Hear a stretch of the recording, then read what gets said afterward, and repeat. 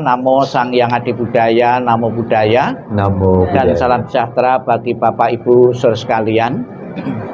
Sudah menjadi kebiasaan tradisi di kalangan umat beragama, kalau ada seseorang yang meninggal dibacakan doa dari bermacam-macam agama.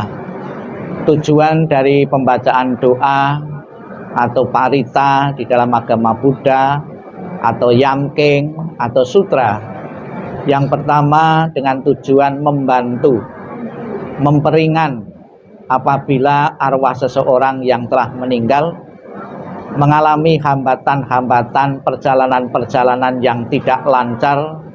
Ibarat seseorang melakukan satu perjalanan yang hidup membantu dengan membaca doa-doa. Ada sebuah ilustrasi untuk menggambarkan nilai dan manfaat dari doa ini. Seseorang yang telah meninggal tentunya berbeda kebutuhannya dengan kita yang masih hidup.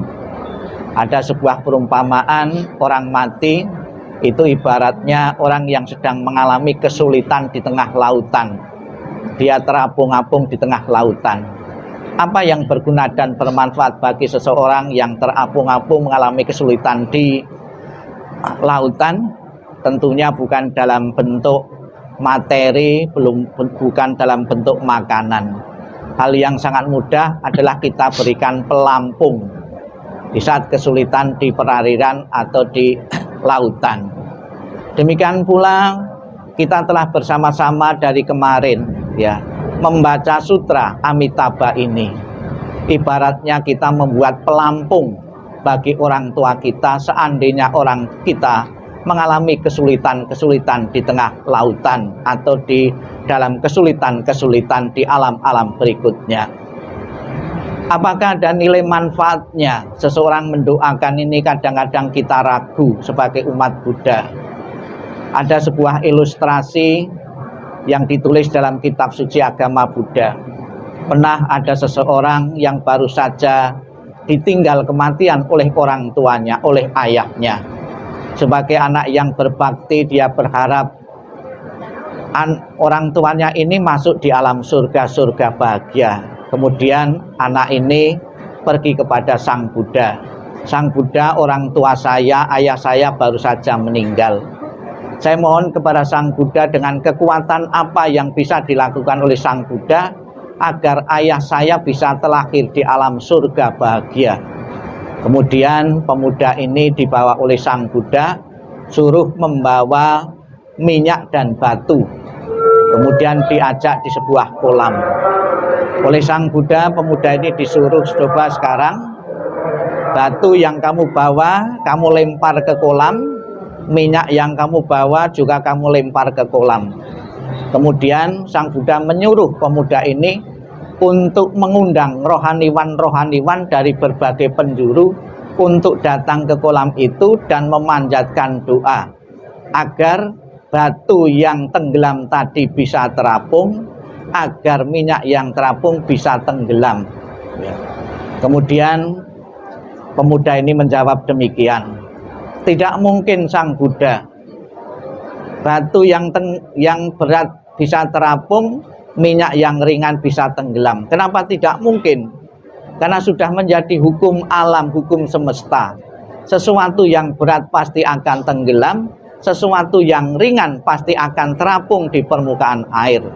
Kemudian Sang Buddha mengatakan, demikian pula oh pemuda, kalau semasa hidupnya orang tuamu melakukan perbuatan-perbuatan yang berat, perbuatan-perbuatan jahat, akan menenggelamkan di alam-alam bawah, alam penderitaan.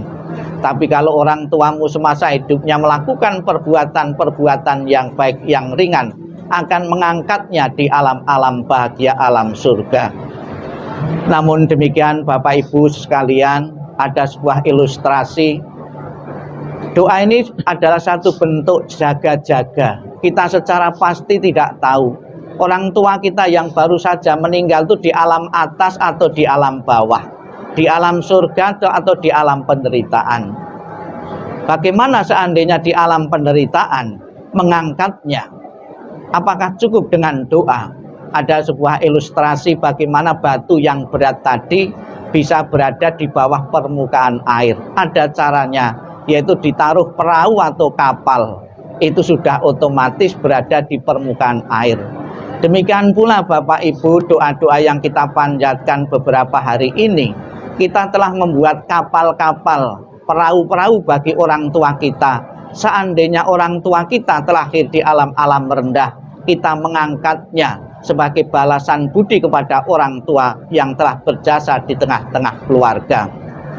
Yang kita baca dari kemarin hingga saat ini, kita melantunkan Buddha Amitabha. Di dalam tekad sucinya Buddha Amitabha mengatakan, barang siapa menyebut namaku, mengulang namaku dengan penuh keyakinan dan berharap untuk terlahir di alam surgaku, maka aku akan menjemput arwah itu dan menempatkan di alam surga bahagianya.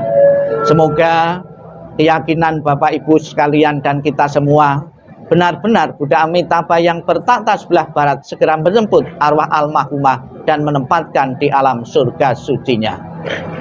Masih dalam bentuk bakti melalui doa. Di samping peti jenazah di sebelah sana kita lihat rumah-rumahan. Secara tradisi anak-anak yang berbakti masih berpikir untuk kebahagiaan orang tuanya di alam sana. Kita berpikir orang tua kita setelah meninggal jangan sampai di sana keleleran, tidak mempunyai tempat tinggal. Maka sudah selayaknya kita menyiapkan rumah di alam sana. Sebagai gambarannya, sebagai simboliknya kita mengirim rumah-rumahan. Agar di alam sana orang tua kita tidak kesulitan di saat bepergian. Dikirimi sarana transportasi, dikirimi pesawat, mobil, becak, dan sarana-sarana yang lain. Karena kita masih berpikir jangan sampai orang tua di alam sana mengalami kesulitan-kesulitan di saat bepergian. Agar di alam sana orang tua kita tidak kecapean, ya, tidak menderita capek atau kepayahan, kita kirimi pembantu. Agar di alam sana tidak kekurangan uang, dikirimi uang-uangan. Menjadi nyata atau tidak di kelahiran-kelahiran setelah meninggal ini di alam sana, tentunya sangat bergantung. Faktor yang utama adalah timbunan kebaikan-kebaikan dari orang tua kita sendiri yang telah meninggal, dan juga dukungan dari saudara-saudara, Bapak Ibu, saudara sekalian di dalam ketulusan membawakan doa-doa benar-benar berguna dan bermanfaat bagi arwah beliau. Dan juga di depan peti jenazah kita lihat ada bermacam-macam sajian makanan-makanan. Sekalipun makanan itu tidak pernah berubah, sampai besok pun juga jumlahnya juga tetap, namun juga mempunyai nilai manfaat. Rasa simpatik, rasa peduli yang hidup kepada yang telah meninggal ini akan mengkondisikan perasaan bahagia almarhum. Dengan kondisi yang bahagia yang mampu diciptakannya itu akan mendukungnya telahirnya di alam surga bahagia. Semoga dengan pelaksanaan doa dan juga dengan simbol-simbol yang akan dikirim keluarga ini, keluarga yang ditinggalkan merasa puas dan lega. Karena dalam kehidupan saat ini, di saat akhir-akhir kehidupan orang tua ini, Bapak Ibu telah membaktikan diri berbakti kepada orang tua dengan memberikan doa maupun mengirim sarana dan prasarana sebagai simbol bakti kepada orang yang telah berjasa di tengah-tengah keluarga. Kita ucapkan selamat jalan almarhum. Semoga jalan yang kalau terang dan lapang, dan keluarga yang ditinggalkan segera merelakan, mengikhlaskan kepergian almarhum menuju alam yang lain. Sadu, sadu, sadu. Marilah kita